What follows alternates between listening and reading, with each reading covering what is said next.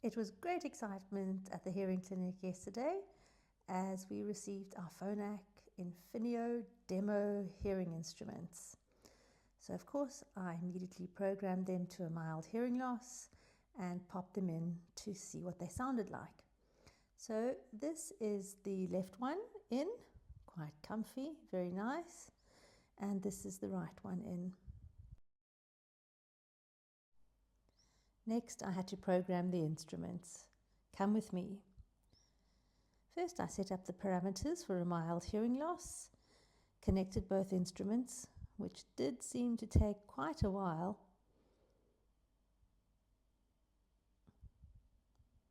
After waiting some time and waiting a little more, we finally connected. I then selected the correct receiver strength for both ears and proceeded with the feedback management test.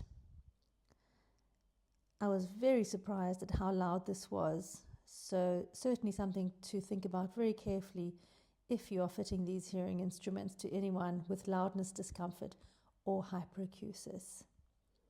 Off I go to the other side, and again, really uncomfortably loud, but a necessary evil, I guess. After the feedback parameters were set, we then selected the prescription. We selected DSL version 5. This is my preferred prescription for fitting adults with hearing aids. Next, I wanted to see what output was coming from the click and fit.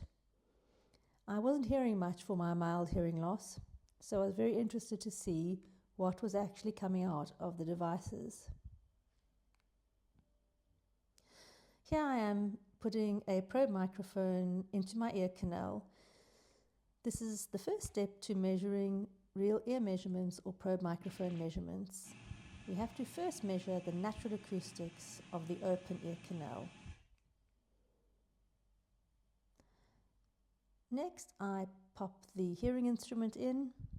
As I said, this has been programmed to a mild hearing loss, and we carry out some further tests. First with the instrument switched off. This is called the real ear occluded response, and next we then switch the instruments on and see how they're performing. So here we see a thin purple line. This is the output that we would expect for a mild hearing loss, and the solid line is what's coming out of the Phonak Infinio hearing instruments. So this answered my question and made me realize why I wasn't hearing anything through the instruments. I then proceeded to program the instruments, adding gain across the frequency bands until I better matched the target in the probe microphone measurement software. Here I'm increasing the low frequencies. Unfortunately, this did result in a boomy, reverberant and slightly distorted sound, and I therefore reduced the low frequencies back down to a more acceptable level.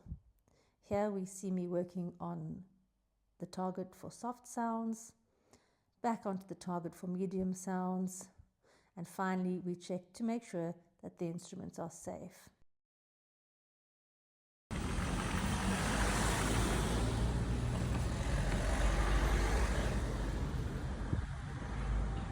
Outside sounds were also okay, not too loud, not too overwhelming, not too close.